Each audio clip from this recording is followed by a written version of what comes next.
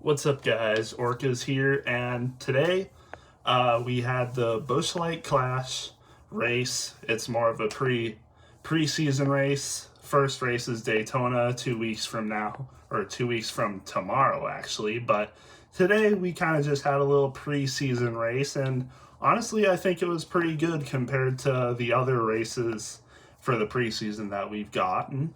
The last year's Clash at the Coliseum notoriously wasn't that good. So many cautions, just really no good green flag racing. I actually watched the whole race on replay before watching the Clash today, which was actually bumped up to today because of the weather that's coming tomorrow. It would have been canceled for sure, and the rain isn't going to stop till Wednesday, so they would have never gotten to race the race. So they had to do it a day early, and as a result, they cut out the heat races, so there was only qualifying to get their positions. But I think, all things considered, it worked out pretty well. Um, yeah, it worked out pretty well. All things considered, the race moved up literally hours before like the practices was supposed to start. Like, I think it got announced at like 3 something, and the practices started at 5. So only like 2 hours before practices, they announced that the race was going to be today. So if you think about it, only 4 hours to prepare for the actual race. Kind of a lot to ask, but they honestly handled it pretty well. The drivers and crew handled it really well, and they were actually able to put together a good race, honestly. But I'll talk about the race in detail.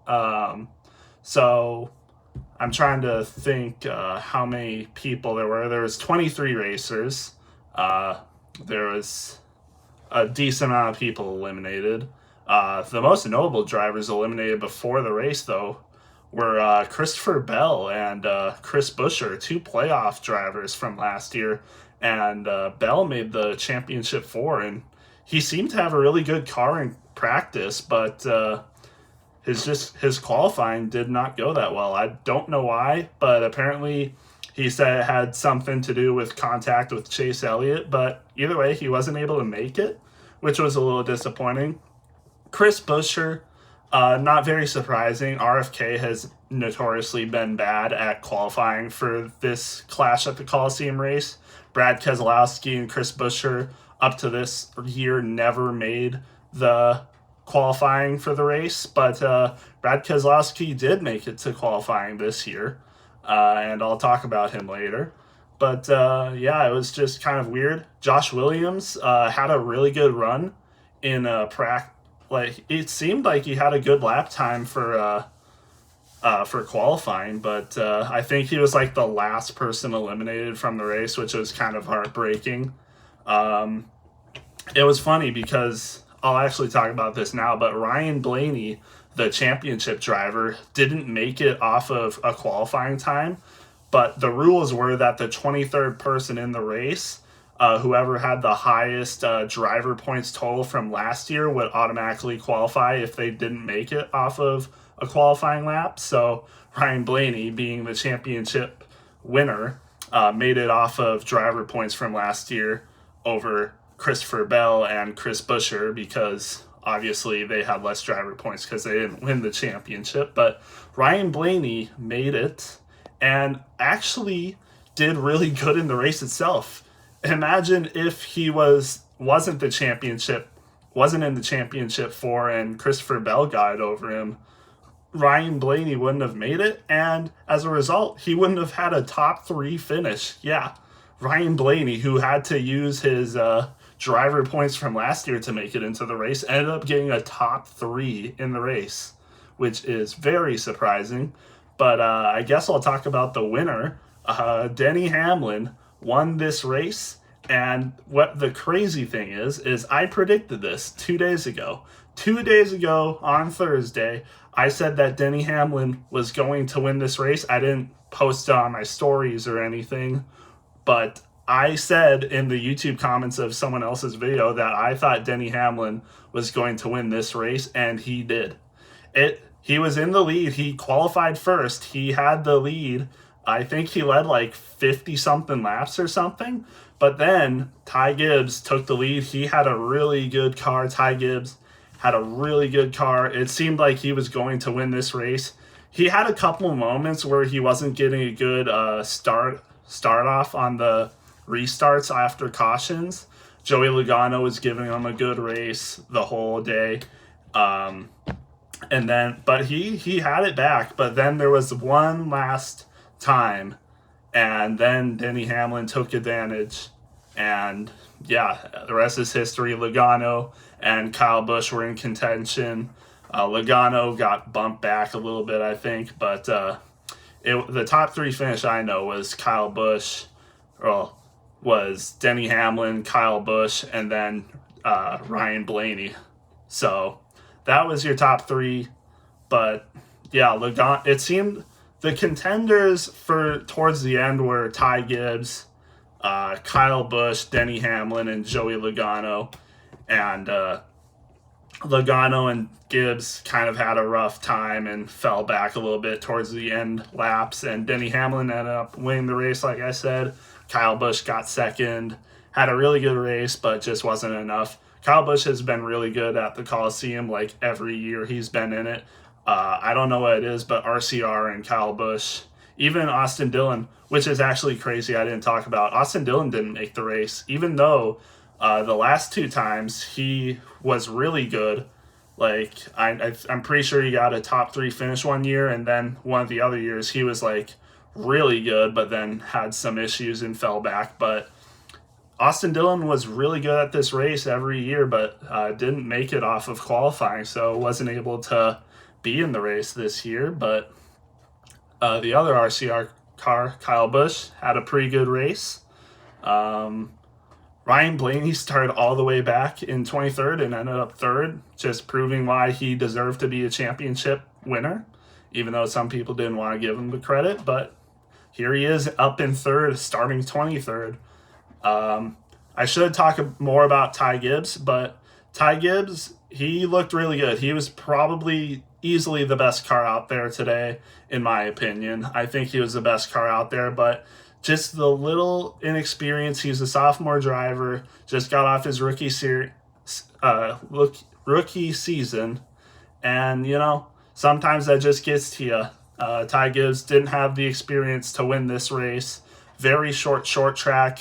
Takes a lot of skill to win a race like this, as we've seen. Joey Logano won it, Martin Truex won it, and now Denny Hamlin won it. All very experienced drivers. It takes a lot to win a race like this. But that's just how it goes sometimes. Ty Gibbs and Joey Logano was definitely the main story of this race, in my opinion. Both fighting pretty hard during this race, and then after the race got into it at Ty Gibbs's truck. And yeah, they had some words. Ty Gibbs had said something like, "I've seen this every season. It's no different now." Yeah, they had some words. You can check it out on Bob Proctor's Twitter, I'm pretty sure, and even NASCAR posted it, I think. But yeah, it's gonna be a wild one this year between Ty Gibbs and more experienced drivers like Joey Logano. But I do think Ty Gibbs, I think he was definitely the most impressive, even though he had some mistakes. His car was running really well, and I think he's definitely going to get a win or two this season for sure. He's definitely going to make the playoffs. I have him as a lock.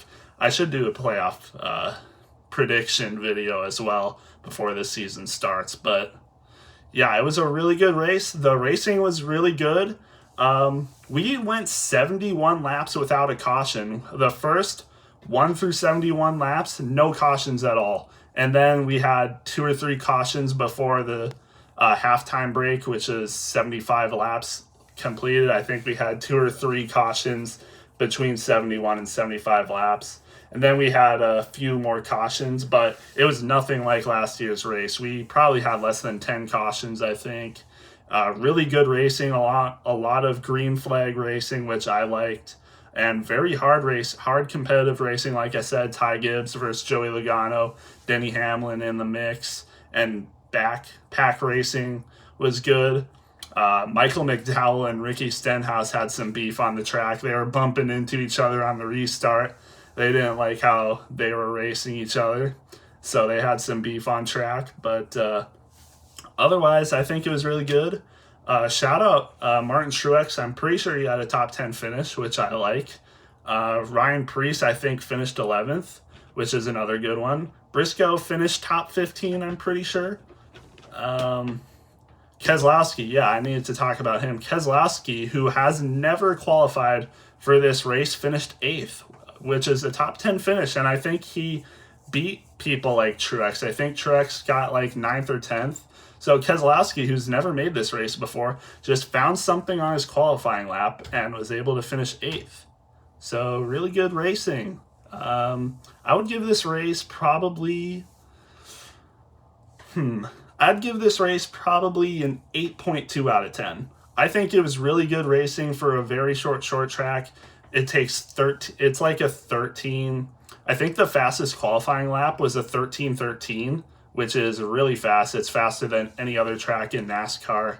So very good short track racing in my opinion. Good passing, good competitive racing, and I think this will probably be the last year for the Coliseum, which is a little unfortunate, but sorry, my cat was scratching on the door. But no, it was good racing. I think it deserves to come back, but if they can find another preseason track to race at that's better, I'm all for it. But I think I think more people should give this race a chance. I think this was a really good race. Yeah, last year's wasn't good, but the year before that, it was making waves. Like, I was watching a video on it earlier today. There was 50,000 people in attendance for the first one. Like, I think it was good, and this race was actually free to attend because they expected it to be on Sunday, but they made Saturday for qualifying and heat races free, so anybody that just came in Saturday got to watch a whole race for free, which is honestly a W for the fans. But yeah, that's just what I thought about it. Like I said, I gave it an 8.2 out of 10. I'm very excited for Daytona. I didn't talk about Denny Hamlin much actually, but Denny Hamlin, he, like I said, he was first for a lot of the race, kind of fell back a little bit after Ty Gibbs got the lead for most of the race, but then Denny Hamlin came in at the end and clutched it up. Even though his car looked like it wasn't that good, he stuck through and won the race, and had a funny line at the end: make sure to get the fans riled up because he's the villain. But I like him. Like I said in my ranking video, I'll probably move him up a lot more along with other drivers. But yeah, that's just what I thought about the race. Let me know what you thought about it if you watched the race. And yeah, I'll see you in the next video where I'll probably talk about placing all my playoff drivers, or deciding all the playoff drivers for this year. All right, have a good one.